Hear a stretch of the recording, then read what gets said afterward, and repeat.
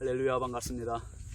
2021년 7월 18일 주일입니다. 오늘도 주의 은혜 가득한 복된 하루 되시기 바랍니다. 함께할 찬송은 143장입니다.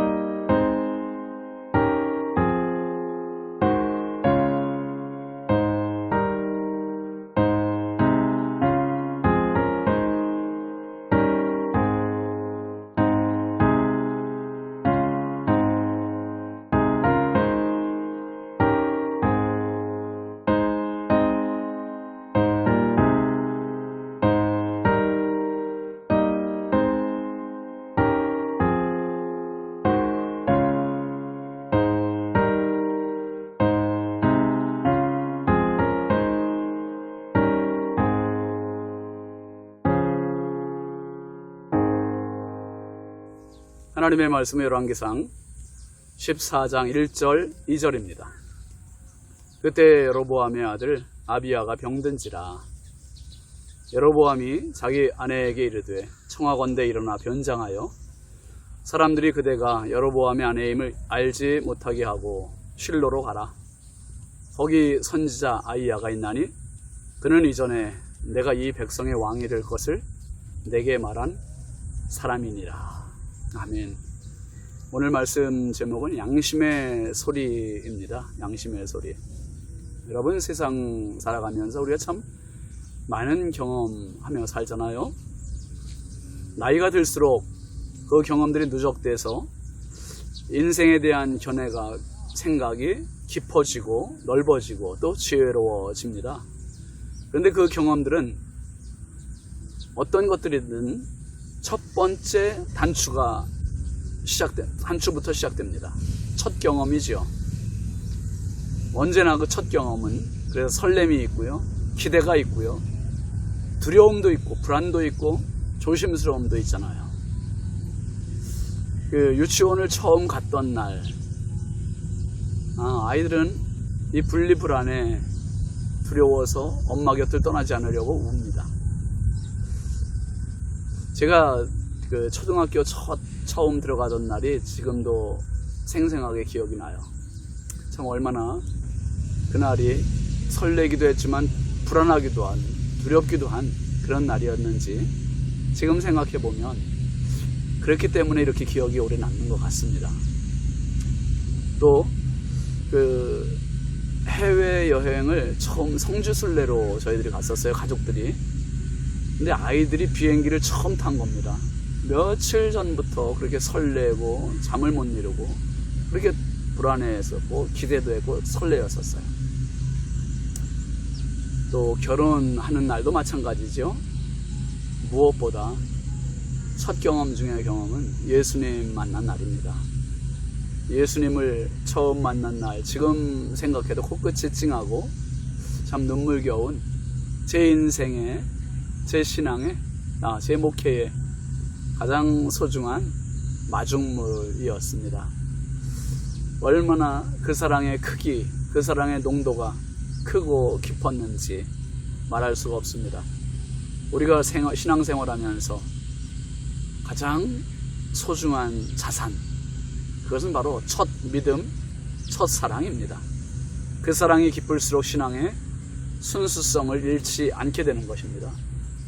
여로보암은 하나님의 특별하신 은총으로 이스라엘 10지파의 왕이 된 사람입니다. 그러나 왕이 된 그는 그 은혜를 등지고 온 백성들을 죄의 수렁에 빠지게 했습니다. 그는 모든 것이 자기 마음대로 되고 있다고 착각했는지도 모르죠. 크게 3가지 죄를 저지른 여로보암은 익명의 선지자로부터 경고를 받고 제단이 갈라지는 징계가 있었음에도 불구하고 회개하지 않습니다.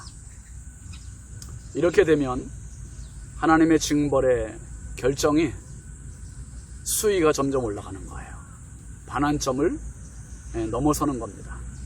오늘 1절 말씀해 보면 이렇게 나오잖아요. 그때의 여로보암의 아들 아비야가 병든지라. 여러분, 지금 여로보암은 한 나라의 최고 권력자입니다. 자기 말 한마디면 나는 새도 떨어뜨릴 수 있는 권세가 있는 사람이에요. 근데 지금 어떻습니까? 아들이 병들었어요. 여러분, 사람이 가장 나약할 때가 언제입니까? 자식이 아플 때예요. 자식이 눈물을 흘릴 때입니다. 자식이 힘들어할 때. 자식이 아프면 모든 것이 정지됩니다. 그것도 심각한 질병일수록 더 그렇습니다. 모세 시대의 애굽의 바로 왕이 왜 그렇게 모세를 향해 분노했습니까? 이스라엘을 죽이려고 했습니까? 그것은 바로 자기 아들이 죽었기 때문입니다. 애굽의 장자 죽음은 바로 왕을 좌절케도 했지만 심히 분노케도 한 사건이었습니다. 다윗이 밧세바와의 사이에서 낳은 아들이 병에 걸려 시름시름 앓다가 일주일 만에 죽었습니다. 여러분, 아무리 높은 권력, 아무리 많은 재물 있어도요, 자식 앞에서는, 죽음 앞에서는 한없이 나약해지고 한없이 초라해지는 게 인간입니다. 여로보암의 아들이 병들었는데 감기 정도의 가벼운 병이 아닙니다. 심상치 않습니다. 여로보암이 조치를 취하는데요, 2절 말씀 한번 보시죠. 여로보암이 자기 아내에게 이르되 청하건대 일어나 변장하여 사람들이 그대가 여로보암의 아내인 줄을 임을 알지 못하게 하고 실로로 가라. 거기 선지자 아이야가 있나니 그는 이전에 내가 이 백성의 왕이 될 것을 내게 말한 사람이니라. 여러분, 왕이니 얼마나 많은 의사들을 동원할 수 있습니까? 얼마나 좋은 약을 쓸 수 있습니까? 그런데 이제 그 모든 것이 무용지물입니다. 그리고 그가 모든 걸 다 써봐도 백약이 무효이자 자기 아내를 선지자 아이야에게 보냅니다. 그리고 그 선지자를 찾아가는데 자기가 직접 가는 게 아니라 아내를 시켜요. 그리고 아내를 보내면서 변장을 하게 합니다. 왜 그렇죠? 그대가 여로보암의 아내임을 알지 못하게 하고, 이것이 양심의 소리입니다. 양심의 외침. 지금 여로보암의 깊은 양심에서는 자신의 잘못과 죄를 고발하고 있는 겁니다. 그 소리에 귀를 기울여 보니 자신에게 왕이 될 것이라고 예언해준 선지자가 떠오르는 것입니다. 아니, 그 아이야 선지자를 한시도 잊지 않았는지도 모르죠. 어쨌든 가장 힘들 때, 가장 연약할 때 여로보암은 처음 믿음과 처음 사랑의 자리를 떠올립니다. 그런데 여기서 끝나지 않습니다. 여기서 끝나면 안 됩니다. 이것이 동기가 돼서 이 자리를 다시 찾아와야 돼요. 그런데 여로보암은 그 자리에 아내를 변장시켜 가게 하지요. 자기의 문제만 해결하려는 얄팍한 술수입니다. 요한계시록 2장 3장에는 소아시아 7교회에 보내는 예수님의 편지입니다. 그중 첫 번째 교회가 에베소 교회입니다. 에베소 교회가 지적받은 책망이 무엇입니까? 요한계시록 2장 4절 말씀에 보면 그러나 너를 책망할 것이 있나니 너의 처음 사랑을 버렸느니라. 신앙에서 첫사랑은 추억이 아닙니다. 사랑의 전부고 그리고 사랑의 마중물입니다.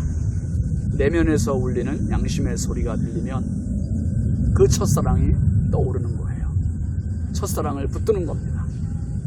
변명하지 말고 둘러대지 말고 겸손히 나의 첫사랑을 한번 떠올려 보시기 바랍니다.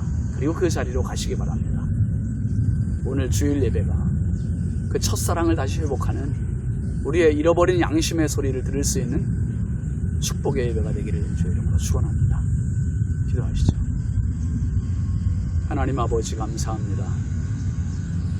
첫사랑을 잃어버리고 양심이 마비되어 살 때가 얼마나 많은 연약한 저희들입니까? 첫사랑을 떠오르긴 했지만 그 사랑의 자리로 가지 못한 자기 아내를 대신 보내며 변장까지 시켰던 여로보암같이 자신의 양심의 소리를 숨기는 자가 되지 말게 하시고 오늘도 겸손히 은혜의 자리에서 첫사랑의 자리에서 주님 만나고 주님 붙잡는 살아있는 우리의 믿음 되게 하옵소서. 예수님의 이름으로 축복하고 기도합니다. 아멘. 오늘도 첫사랑의 행복 가지고 승리하시는 은혜로운 주일 되시기 바랍니다. 감사합니다.